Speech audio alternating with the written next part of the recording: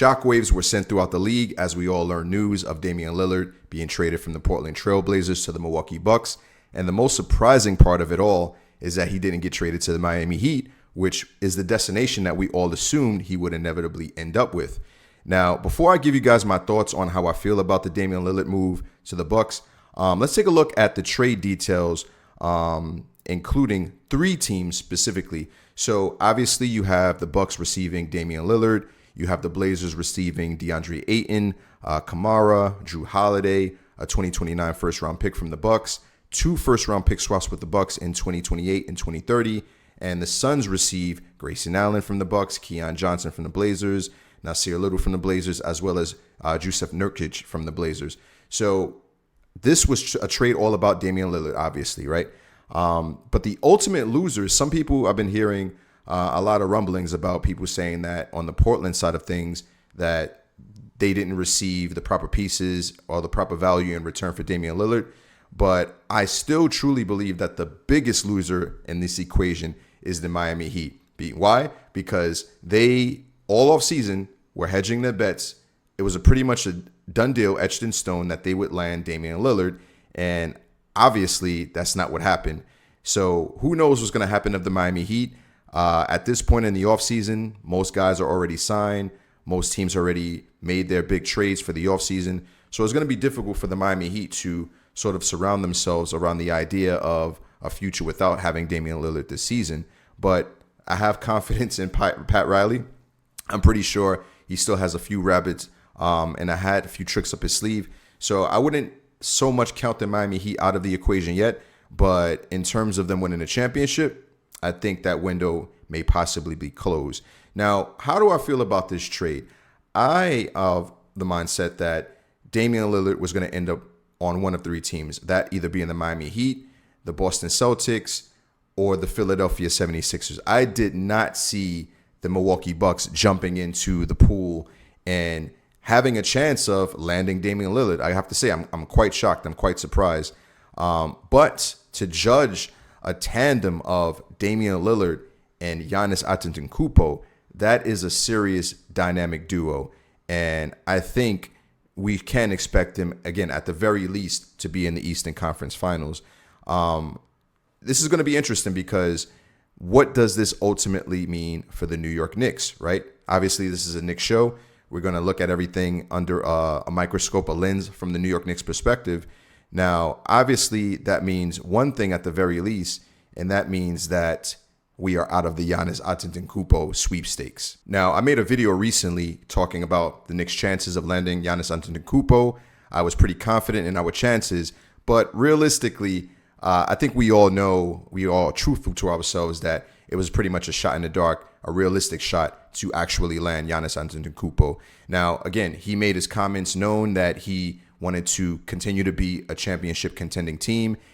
He refused to sign the extension with the Milwaukee Bucks, and he basically told management that unless you continue to build a championship roster around me, I'm going to seek opportunities elsewhere. And the Milwaukee Bucks said, okay, Giannis, we'll answer that for you. We're going to deliver you Damian Lillard. And now Giannis Antetokounmpo has no reason to leave the Milwaukee Bucks, and I think he can be pretty happy and satisfied of being able to play with arguably one of the best shooter guards in the NBA, right behind Stephen Curry and Damian Lillard. Again, that is going to be a scary duo. I'm excited to see what their offense is going to look like. Defensively, they may be a little bit challenged, but again, offensively, they're going to be a tough matchup. Now, who do the Knicks go to now? Now, I always thought that this was a 2-superstar race for the New York Knicks, inevitably to land their superstar. And in all honesty, I think that this is a blessing in disguise. Why? Because we can now shift our attention to one guy in particular, that being Joel Embiid. Now, why do I say it's a blessing in disguise? Because look, honestly, guys, if we would have went the entire year of having to guess who do we go after, do we put all our chips to the table for Giannis? Do we push all our chips to the table for Embiid? That would have been a dilemma of, okay, pick who you want to desire the most and hope for the best that you can land him. Now that Giannis Antetokounmpo is completely out of the picture, that gives the Knicks an opportunity to, again, really push all their chips to the table and focus on one superstar, that being Joel Embiid. Now, Joel Embiid is going to be a difficult player to acquire, sure, if you think about all the moving pieces. But let's take a look at the facts, right? So we know recently that the Philadelphia 76ers have been having a lot of trouble, most notably James Harden. James Harden requesting to be traded, not being traded. We don't know if he'll be on the Philadelphia 76ers team and the rosters at the start of the NBA season. We don't know what's happening with that whole dilemma, right? But meanwhile, this whole time, Joel Embiid has been a patient superstar. We go all the way back to the days of when they had Jimmy Butler, right? They lose Jimmy Butler. They basically said that, okay, we're going to put all our focus on Ben Simmons. And Jimmy, sorry, but we're going to go that side of the fence, right? We all know what ends up happening. Jimmy Butler goes to the Miami Heat. Ben Simmons deteriorates before our very eyes. They end up losing Ben Simmons. They bring in James Harden, and now that's not working out. Meanwhile, this entire time, Joel Embiid has been playing his best basketball, doing everything that he's supposed to do as a superstar, not complaining, doing it again, showing up for training camp, not like other guys like Ben Simmons, doing his job, right? The guy won MVP last season, and, unfortunately, a few shortcomings. This team has not been able to get past the conference finals, which is surprising given the fact that you do have a guy so talented in Joel Embiid. I would put him in a list of top 5 guys in the NBA currently, but obviously, if you are a player in that situation, this is not going to make you happy. And Joel Embiid has recently showcased his thoughts on his unhappiness. Recently, at a festival, Embiid was having an interview with Maverick Carter, and he goes into the details on how he feels about winning a championship. Now, verbatim, Joel Embiid says, "I just want to win a championship, whatever it takes. I don't know where that's going to be, whether it's in Philly or anywhere else. I just want to have a chance to accomplish that." He also removed the Philadelphia 76ers handle from his social media. So the writing is pretty much on the wall, right? The only thing left for Joel Embiid to do at this point is to officially request a trade, which is what all of these superstars are doing now. Dame did it. A few other guys behind him have done it. And, this is something that Joel Embiid may seriously have to consider. At times in your career, whether that's in sports or what have you, you have to make some tough decisions. And I think Joel Embiid can pretty much come to the realization that the Philadelphia 76ers aren't really going to fulfill his dreams of winning a championship if we are to judge them based off of what has transpired over the last few years, right? Losing Jimmy Butler, losing Ben Simmons, possibly losing James Harden.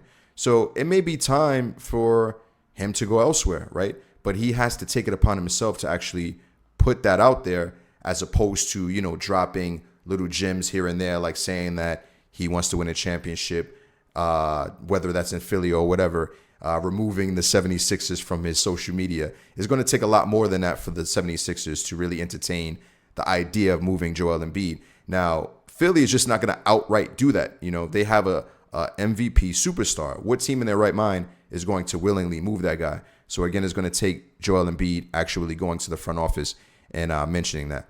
Now, one of my favorite things to do now in my off time, one of my favorite hobbies, is to play around with the NBA trade machine. And I put up a few proposals. Let's take a look at this one here. So it's quite successful, I might add, right? So you have Joel Embiid going to the Knicks and Philly receiving RJ Barrett, Mitchell Robinson, and Emmanuel Quickley. Now, draft picks aren't included in this trade machine proposal, but obviously that would be something that Philly would want, right? And obviously the Knicks have a lot of assets to include in a trade like this. But I think this works, right? Look, you get an emerging star in RJ Barrett, right, on a really good financial deal, right? You get Mitchell Robinson, who is one of the best defensive centers in the league. You get Emmanuel Quickley. He gets to be reunited with Tyrese Maxey back in their Kentucky days. You get some draft picks, right? Do what you will with those draft picks. And I think it works. Now, you're going to have guys that say, like, obviously, the New York Knicks fans value their players much higher than they actually are valued in the league. That may be true, right? But still, if Embiid is actually requesting to be traded to a specific team, that makes this a little bit more appealing. And again, the Knicks have all the assets to be able to pull a move off like this. Now, again, I mentioned I have another proposal for you guys. And this would be a 3-team trade, right? Including the Toronto Raptors. So again, you have the Knicks receiving Joel Embiid. You have the 76ers receiving OG Anunoby, Mitch, Achua, just to fulfill the salary cap quickly. And you have the Raptors receiving RJ. Now, we want to take care of RJ in the event that we do move him. And I think this is the best situation for RJ to be put back on his home country, to be a part of his home rosters team. And it works. The trades work, the salaries work. Now, again, in terms of the draft picks, it can go a number of ways. Either it can be an even split between Philly getting some draft picks from the Knicks and the Raptors getting some draft picks, or you can mix and match whatever you want, right? But this is a trade that works. And again, I think in order for this to happen, Joel Embiid really has to come to the table and, request to be traded, not just in general, but to a specific team. That will make it a lot easier for this transaction or one of these transactions to take place. So, I would be very curious to see what's going to happen over the course of the next year. I think that Joel Embiid is the superstar that we need to 100% keep our eye on, right? Because who else is out there, right? Kawhi Leonard, health issues, right? Even though I would love to have Kawhi Leonard 2 or 3 years ago, but that's not going to happen. There's not many other superstars that are on the board that the Knicks can realistically get their hands on. And I think this Joel Embiid situation is a situation where it's for the picking, right? It almost seems like destiny. Trust the process, right? The process will continue possibly in New York, right? He gets a fresh start. And if he happens to come to the Knicks, guys, it honestly is going to be a 3-team race between the Bucks, the Celtics, and the Knicks for years and years on end to come. And if this is a move that can possibly get us not just in the Eastern Conference Finals, but in the NBA Finals, then you have somebody who can go against Jokic, right? I believe that Jokic is a better player overall, but Joel Embiid was MVP last season. And if he was to be included on this Knicks roster, that propels them significantly.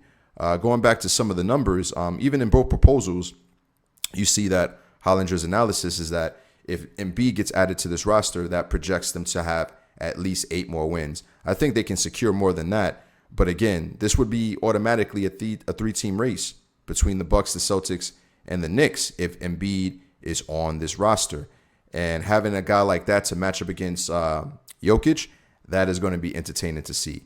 So that's going to be all for the video, guys. Just want to hear your thoughts on this whole situation. Let me know what you guys feel about Damian Lillard being traded to the Bucks. Do you think this increases our chances of landing Joel Embiid? Do you think these trade proposals that are proposed through the help of NBA Trade Machine through ESPN, is that some pieces that entertain you? Would you possibly think of an idea of bringing in an additional team, possibly some other pieces? Let me know what you guys think. If you're new to the channel and it's your first time checking out the content, hit the like button, subscribe, share, comment. We'd love to hear your thoughts. Catch you guys on the rebound.